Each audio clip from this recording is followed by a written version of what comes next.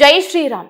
ನೀವು ನೋಡ್ತಾ ಇದ್ದೀರಾ ಟಿವಿ ವಿಕ್ರಮ. ನಾನು ಸೌಮ್ಯ ಸನಾತನಿ. ನಮ್ಮ ಟಿವಿ ವಿಕ್ರಮದ ಎಲ್ಲಾ ಕಾರ್ಯಕ್ರಮಗಳ ನೋಟಿಫಿಕೇಶನ್ ನಿಮಗೆ ಸಿಗ್ಬೇಕಂತ ಹೇಳಿದ್ರೆ ನಮ್ಮ ಟಿವಿ ವಿಕ್ರಮ ಚಾನೆಲ್ ಅನ್ನ ಸಬ್ಸ್ಕ್ರೈಬ್ ಮಾಡಿ, ಹಾಗೆ ಬೆಲ್ ಬಟನ್ ಕ್ಲಿಕ್ ಮಾಡೋದನ್ನ ಖಂಡಿತ ಮರಿಬೇಡಿ. ನೋಡಿ ವೀಕ್ಷಕರೇ, ಇದು ನಮ್ಮ ದೇಶದಲ್ಲಿ ಮಾತ್ರ ಆಗುವಂತ ಸಂಗತಿ ಅನ್ಸುತ್ತೆ. ನಮ್ಮ ದೇಶದ ಸೈನಿಕರು ಹೇಳುವ ಮಾತನ್ನ ವಿಪಕ್ಷ ನಾಯಕರು ಒಪ್ಪಲ್ಲ. ದಾಖಲೆ ಸಾಕ್ಷ್ಯ ಎಲ್ಲಿ ಅಂತಾರೆ. ಅದೇ ಪಾಕಿಸ್ತಾನದ ಸೇನಾ ಮುಖ್ಯಸ್ಥ ಹೇಳುವ ಮಾತನ್ನ ನಂಬ್ತಾರೆ ನೋಡಿ. ಅಷ್ಟೇ ಅಲ್ಲ, ನಮ್ಮ ದೇಶದ ವಿದೇಶಾಂಗ ಸಚಿವರು, ರಕ್ಷಣಾ ಸಚಿವರು ಹೇಳುವ ಮಾತನ್ನ ಕೂಡ ವಿಪಕ್ಷಗಳು ನಂಬಲ್ಲ. ಟ್ರಂಪ್ ಹೇಳುವ ಮಾತನ್ನ ಮಾತ್ರ ನಂಬ್ತಾರೆ. ಬಿಡಿ, ರಾಜಕಾರಣ ಮಾಡ್ಲಿ. ಆದ್ರೆ ಸೇನೆ, ದೇಶ, ದೇಶಭಕ್ತಿ ವಿಚಾರದಲ್ಲೂ ರಾಜಕೀಯ ಬೇಕ ಇವರುಗಳಿಗೆ? ಇಷ್ಟು ಕೀಳು ಮಟ್ಟದ ರಾಜಕೀಯ ಬೇಕೇನ್ರಿ? ದೇಶ, ಸೇನೆ ಇದ್ರೆ ತಾನೆ ಇವರೆಲ್ಲರ ರಾಜಕೀಯ ಸಾಧ್ಯ. ಇಷ್ಟೆಲ್ಲ ಯಾಕೆ ಹೇಳ್ತಿದ್ದೀನಿ ಅಂದ್ರೆ, ಇದೇ ವರ್ಷ ಏಪ್ರಿಲ್ 22ರಂದು ಪ್ರವಾಸಿಗರ ಸ್ವರ್ಗ ಪಹಲ್ಗಾಮಲ್ಲಿ ಏನಾಯಿತು? ಪಾಕಿಸ್ತಾನದಿಂದ ಹಮಾಸ್ ಮಾದರಿಯಲ್ಲೇ ಭಾರತಕ್ಕೆ ನುಗ್ಗಿದ 4 ಉಗ್ರರು ಕಂಡವರನ್ನ ಗುಂಡು ಹೊಡೆದು ಸಾಯಿಸಿದ್ರಲ್ವಾ?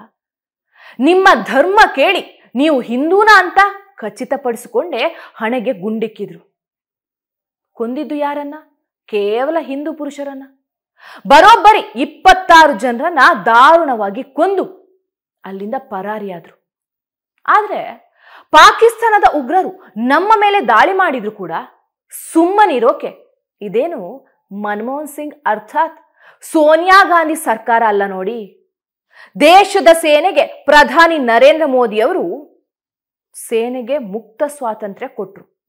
ಮುಕ್ತ ಸ್ವಾತಂತ್ರ್ಯ ಕೊಟ್ರೆ ನಮ್ಮ ಸೇನೆ ಕೇಳ್ಬೇಕಾ? ಪಾಕಿಸ್ತಾನಕ್ಕೆ ನುಗ್ಗಿ ಹೊಡೆದ್ರು. ಮೇ 7ರಿಂದ 10ರವರೆಗೆ ಆಪರೇಷನ್ ಸಿಂಧೂರ ಕಾರ್ಯಾಚರಣೆ ನಡೆಸಿ ಪಾಕಿಸ್ತಾನ ಮಂಡಿ ಇರುವಂತೆ ಮಾಡಿದ್ರು.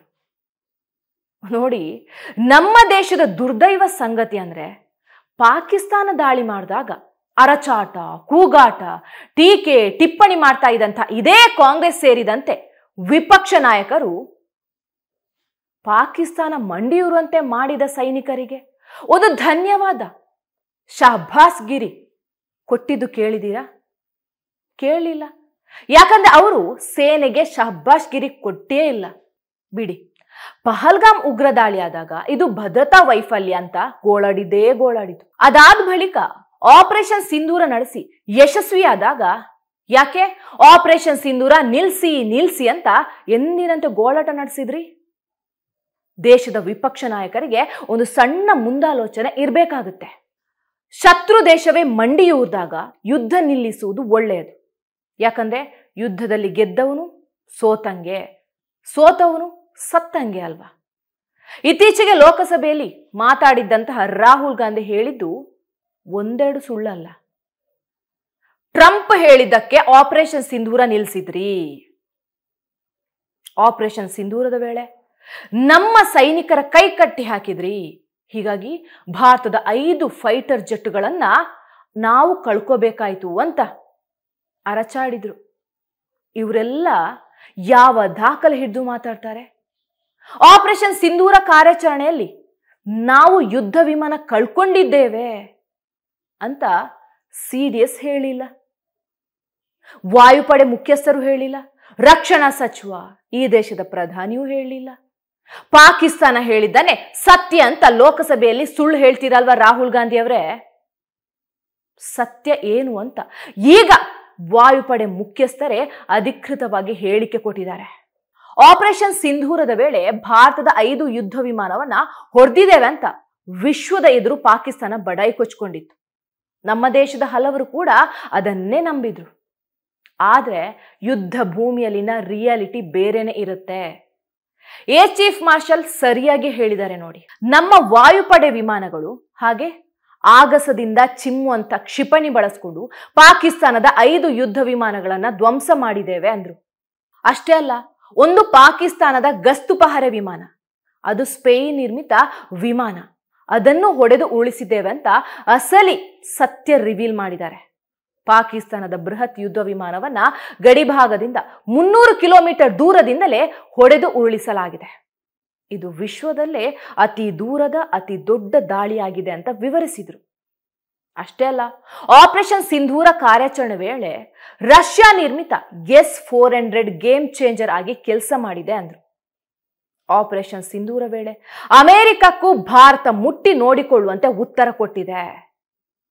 ಎಪಿ ಸಿಂಗ್ ಹೇಳೋ ಪ್ರಕಾರ ಸರ್ಗೋದ ಏರ್ಬೇಸ್ ಮೇಲೆ ದಾಳಿ ಮಾಡಬೇಕು ಅನ್ನೋದು ನಮ್ಮ ದೊಡ್ಡ ಕನಸಾಗಿತ್ತು. ಆಪರೇಷನ್ ಸಿಂಧೂರ ಕಾರ್ಯಾಚರಣೆ ವೇಳೆ ಈ ನನ್ನ ಕನಸು ಈಡೇರಿದೆ. ಸರ್ಗೋದ ಏರ್ಬೇಸ್ ಮೇಲೆ ದಾಳಿ ಮಾಡಿದಾಗ ಅಲ್ಲೇ ನಿಂತಿದ್ದಂಥ ಅಮೆರಿಕ ನಿರ್ಮಾಣದ F-16 ಕೂಡ ಉಡಿಸ್ ಆಗಿದೆ. ಯಾಕೆ ಸರ್ಗೋದ ಏರ್ಬೇಸ್ ಮೇಲೆ ಭಾರತ ದಾಳಿ ಮಾಡಿತ್ತು ಅಂದ್ರೆ ಇದೇ ಏರ್ಬೇಸ್ ಇಂದಲೇ F-16 ಯುದ್ಧ ವಿಮಾನವನ್ನ ಬಳಸ್ಕೊಂಡು ಪಾಕಿಸ್ತಾನ ಜಮ್ಮು ಆದಂಪುರ ಭಾಗದಲ್ಲಿ ದಾಳಿ ಮಾಡಿತ್ತು. ಹೀಗಾಗಿ ಈ ಕಾರ್ಯಾಚರಣೆ ಅಮೆರಿಕದ ನಿರ್ಮಾಣದ ಯುದ್ಧ ವಿಮಾನವನ್ನ ಭಾರತ ಉಳಿಸಲಿಲ್ಲ ಅನ್ನೋದು ನೆನ್ಪಿರ್ಲಿ ರಾಹುಲ್ ಗಾಂಧಿ ಅವರೇ. ರಾಹುಲ್ ಗಾಂಧಿ ಸೇರಿದಂತೆ ಹಲವು ಕಾಂಗ್ರೆಸ್ ನಾಯಕರು ಹೇಳಿದ್ದು ಇನ್ನೊಂದು ಮಾತು.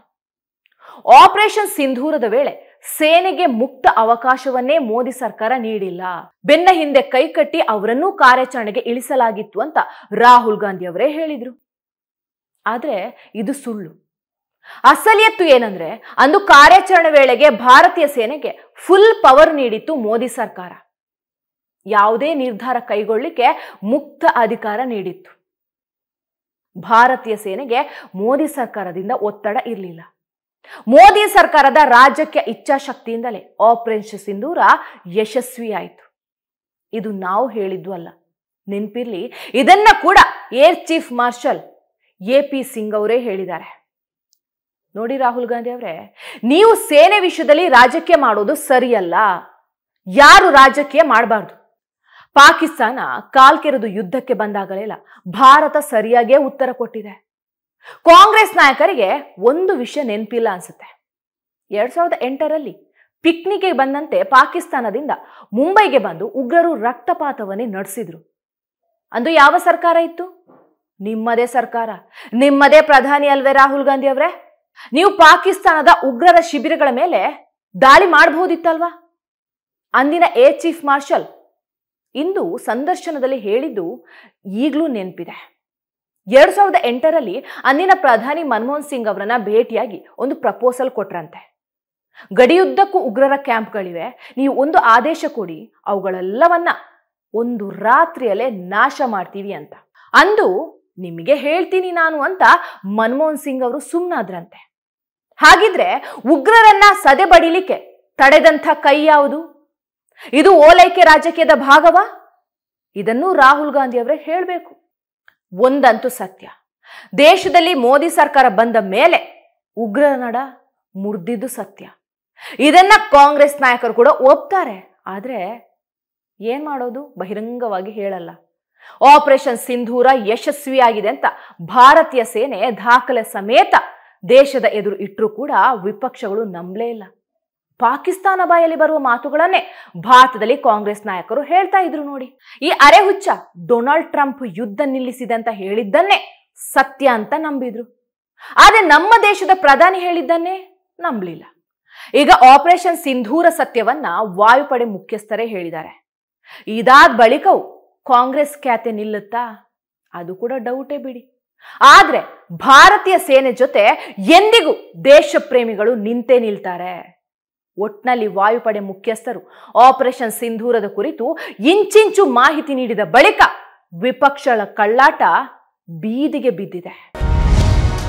ಟಿವಿ ವಿಕ್ರಮ, ದೇಶ ನಿಮ್ಮ ಕೈಯಲ್ಲಿ.